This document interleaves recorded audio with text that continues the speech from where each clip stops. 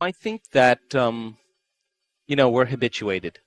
You're habituated to think about your kids, to think about your husband, to think about the grocery list, to think about Mm-hmm. when the garbage day is, to think about your errands you have to run, think about the emails you have to answer. We're habituated to shift our attention from one thing to the next. We have this mobile thing called awareness.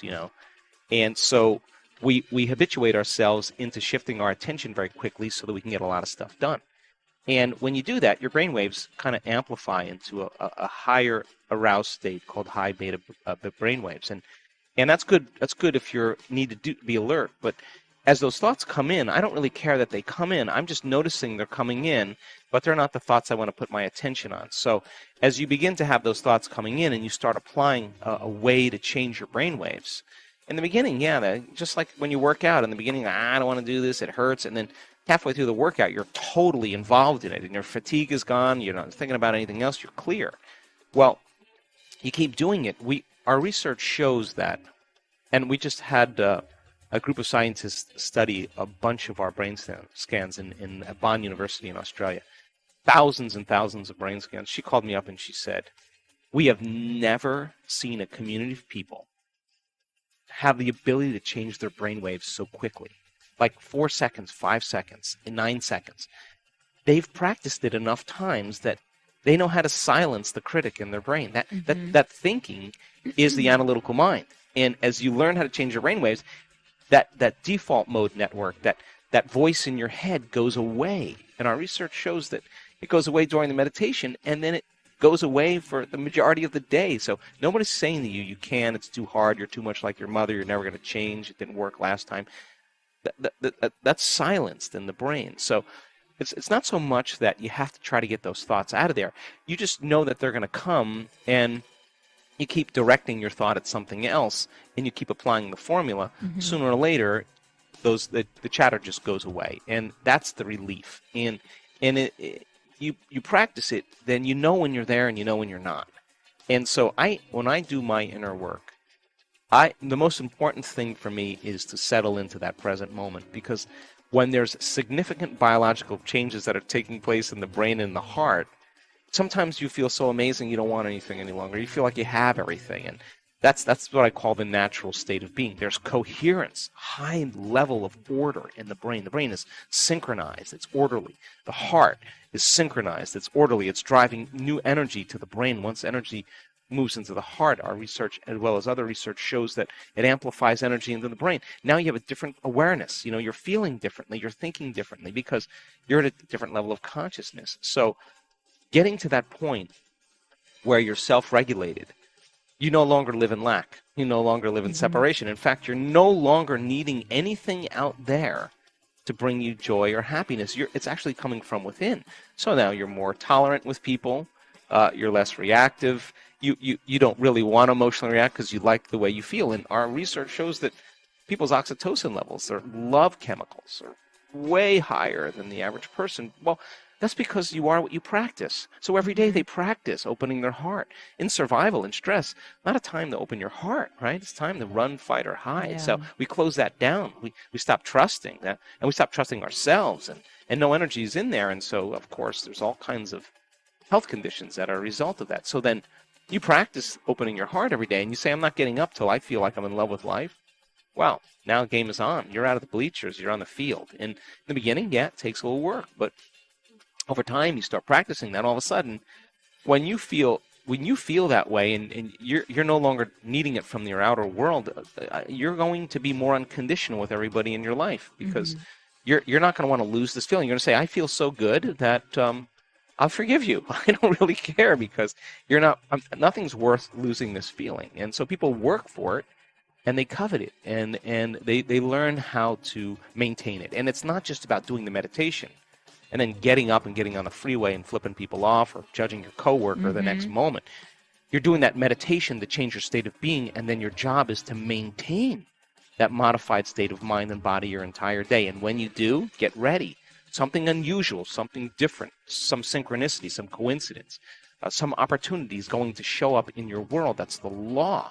And then all of a sudden, you start believing you're more of the creator of your life and less of the victim of your life. Because victimization is like, why are you unhappy? All because of this person or that thing. And what you're really saying from a biological standpoint is something out there. I'm allowing something out there to control how I feel and how I think, and that's a victim. So when you start to see how you think and how you feel begins to produce an effect in your life, you start believing less that you're a victim and more that you're the creator of your life. And that's when people start getting empowered and they say, wow, I didn't do anything. It just kind of came to me, of course, because nobody changes until they change their energy. And when you change your energy, you change your life. And changing your state of being with a clear intention and an elevated emotion is producing a very dramatic change in the field. And your job is to be able to maintain it independent of the conditions in your environment, independent of the chemical, emotional, habitual needs in your body, and independent of time.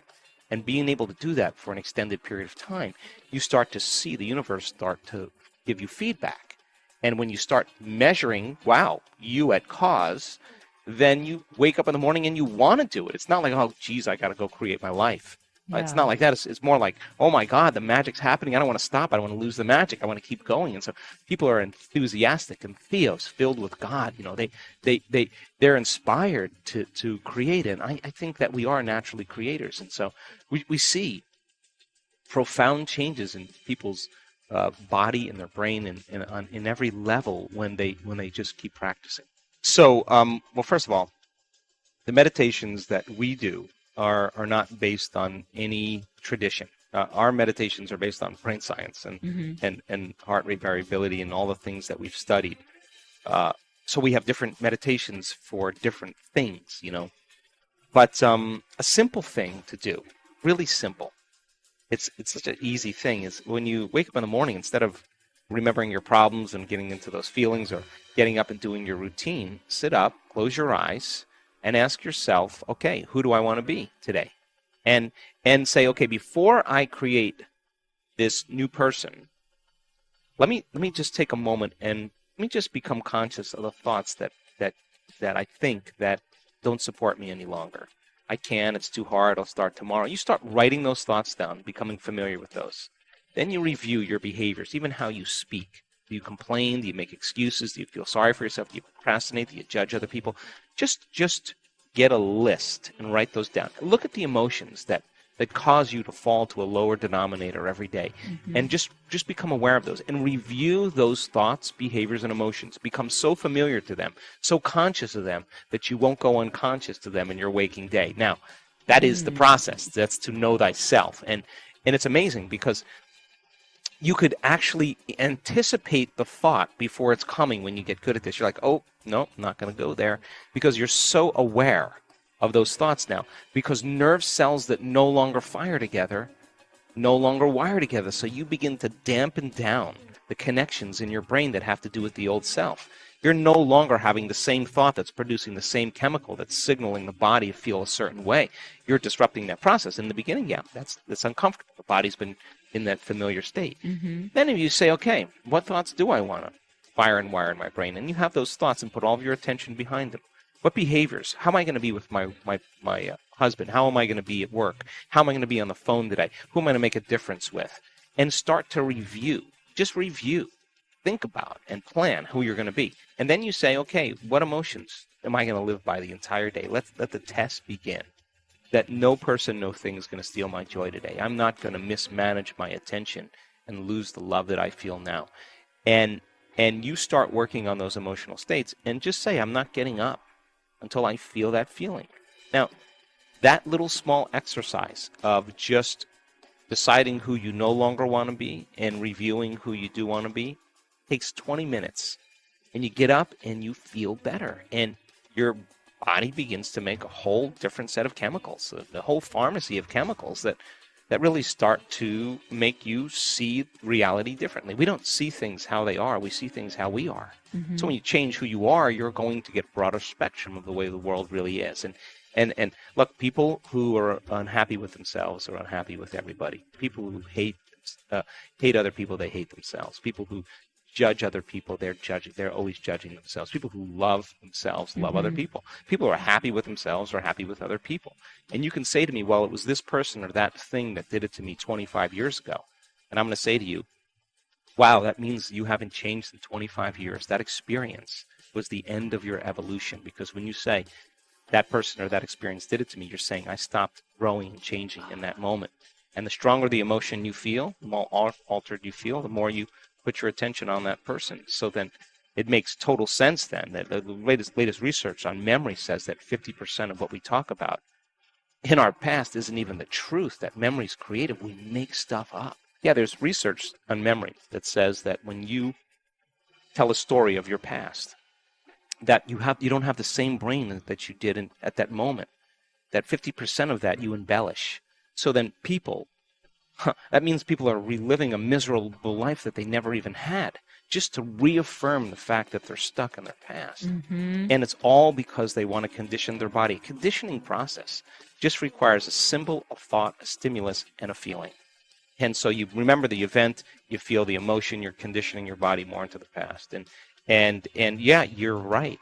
But valid or not, let's take that person, let's put him in a rocket and shoot him to the moon. Now what? What do you want to do now? Yeah. I mean, you're still left with you, right?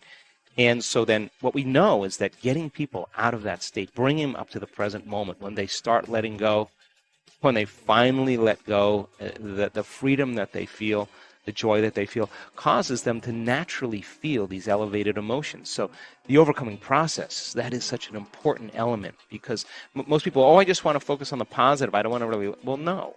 If 95% of you is an unconscious set of programs, you got to become conscious of them so you don't go unconscious during your normal day, because you'll go right back into the unconscious habit and thinking the same way, acting the same way, feeling the same way, and wondering why your life isn't changing. Mm-hmm. And that's the